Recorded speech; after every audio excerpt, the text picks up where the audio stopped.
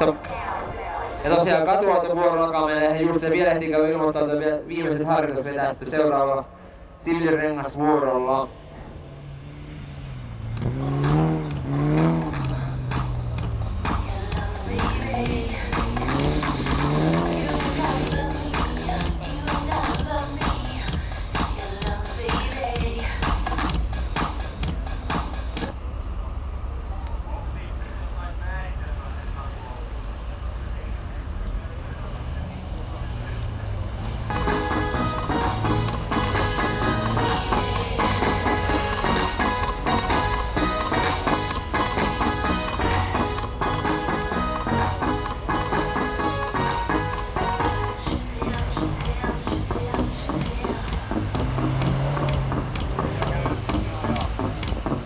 Tuossa muutama pinkkirengas kuski kysyy kanssa, että pääseekö virallisesti ei pääse, mutta jos sen nolla-autoksi ja muutama voi ottaa, jos haluaa päästä kokeilemaan, miten se tuntuu.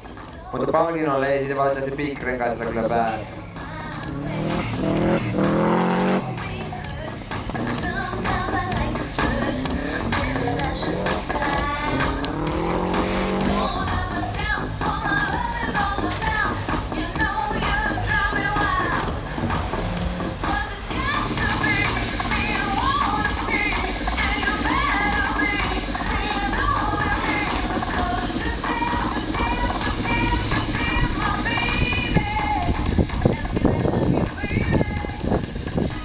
Ja sitten taas muistutan, että jos rupeaa hiukomaan, niin tuolla teosta, ja sieltä löytyy vaikka mitä herkkuja.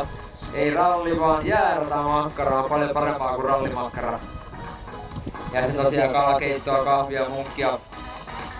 Ja mitä ihminen muuta voi tarvitakaan kaudella.